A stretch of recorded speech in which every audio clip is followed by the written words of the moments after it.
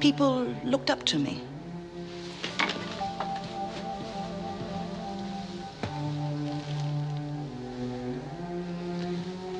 Ever played the poker machines? Oh, once or twice. You put a little money in, and it pays out. Oh, just a little at first, but you're hooked. Then you put some more money in, and it doesn't pay out. And then it's between you and that machine. You've got to beat it, get that jackpot. Then you're a winner. What happens if you do win the jackpot, Kay, or your horse comes in? Do you think you could stop? Once you win, there's nowhere else to go. Well, you could always go on trying to win. You know, break the bank. I could stop. I could do anything if I wanted to. But that's what you're here for, isn't it? To help me?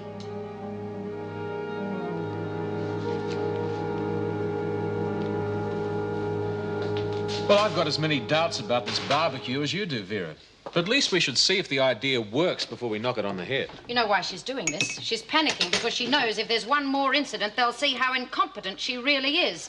So what is she doing? She's pandering to the prisoners to keep them quiet. And they'll use her, don't you worry about that, which will make our job that much harder. Vera, if I hear one more word against Mrs. Davidson, so help me, I might just put in a report of my own. You must see what's happening. Wentworth is getting slacker by the minute. All I see is a woman under a lot of strain, trying to do a good job and getting absolutely no support from some of the senior members of her staff. She is under no more strain than we are. Unless, of course, you're talking about personal pressures. Well, you two knock it off. I'm getting sick and tired of the infighting that's going on around this place. As senior members of staff, we have a right to express doubts about certain decisions that are made. But I agree with you, it should be done out in the open and not behind anybody's back. Why women can't discuss things calmly is beyond me. Now, if you two ladies will excuse me, I've got work to do. He should be working in a men's prison. He hasn't got the first idea about women. Dr. Wiseman should be finished with White by now. I better go and get her. Come and get it. Oh, yeah. Rain. Nearly starved to death here, I did. Just don't want to treat like any other newcomer. Mind you, an apology or two wouldn't go astray, seeing as how we done her wrong. But no grudges, no nothing. I want her out of isolation.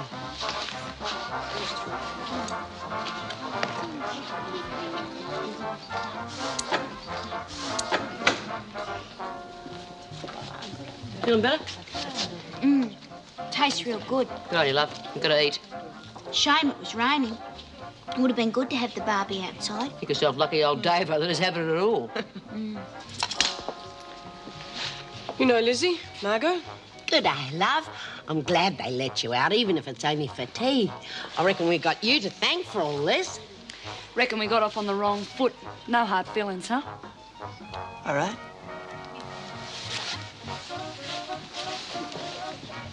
Hi.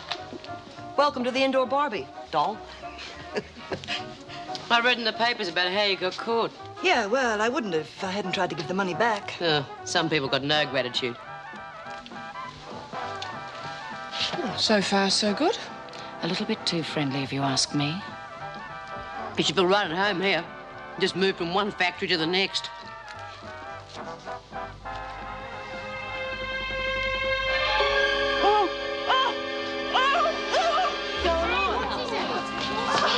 What happened? It's a hamburger. Pick it up, Birdsworth.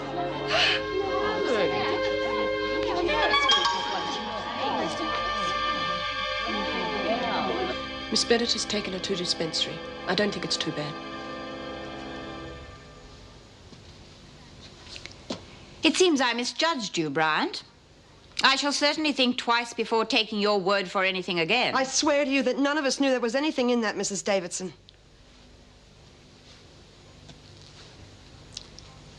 You two were responsible for preparing the meal.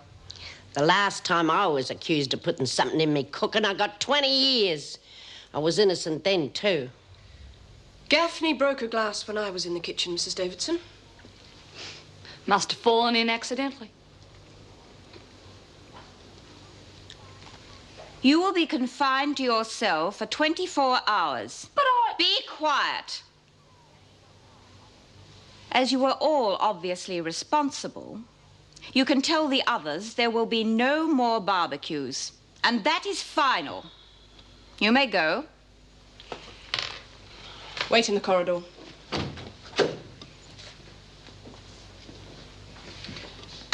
I take it White will have to stay in isolation. No matter what I decide, it always seems to be the wrong decision. Look, why don't you go home early? You look very tired.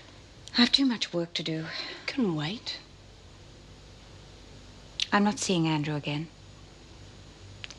I had to make a decision. Another decision.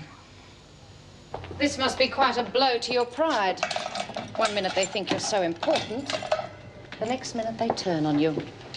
But then you're not much use to them anymore, are you? It was fun while it lasted. You think you're so smart, White. But what's so clever about joining forces with a bunch of criminals? Or is it just a game to you? Actually, you're right. It wasn't that much fun. You see, it was so easy to con you. There's no sport involved when you're dealing with officers with an average IQ of below 0. This letter arrived for White at the front gate. She may as well have it now. I've already censored it. Thank you.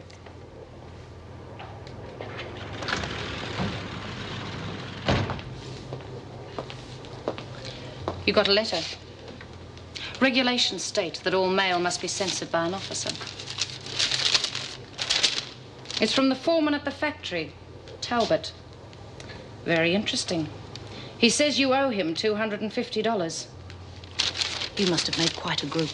You embezzling the company, Reynolds' fraudulent behavior, and Talbot. This letter speaks for itself. He's a pig. Mrs. Davidson's usually very good at assessing people. I'm amazed she wasn't onto the type she was dealing with sooner. You were Reynolds' assistant. Was he just out to use Mrs. Davidson's position, or didn't she care? I'll tell you something that'll really interest you, Miss Bennett. I wouldn't give you the time of day if you begged for it. You owe that man nothing. He was the one that got you arrested. Now, don't get me wrong. I can't stand him. But you're the vilest thing I've ever met.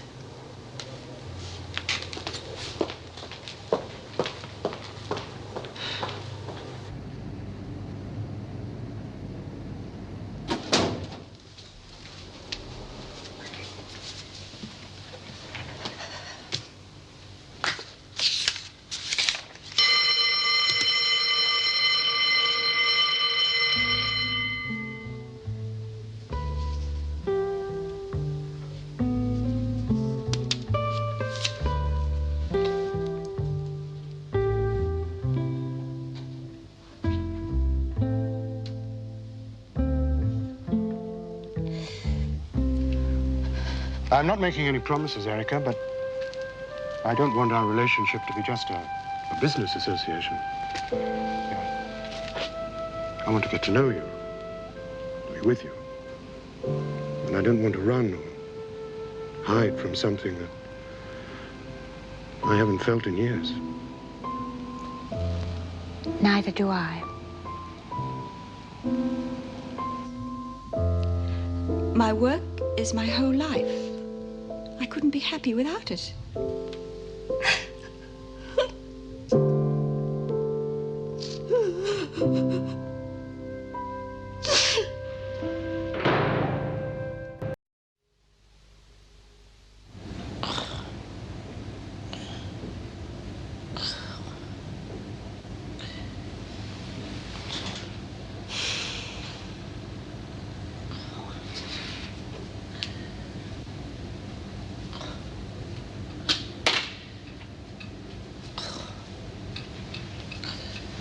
Hey, Doreen. You all right, love? Yeah. Here.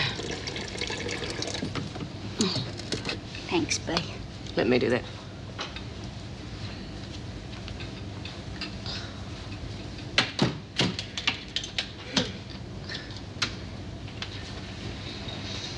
I hate it, Bea. I hate knowing that what's inside of me is that man's. It's half yours too, love. Yeah. I keep trying to pretend that it's all mine. But I keep seeing Talbot. And it should be Kevin's. Hey, what's the matter? Nothing, Lizzie. Go back to sleep.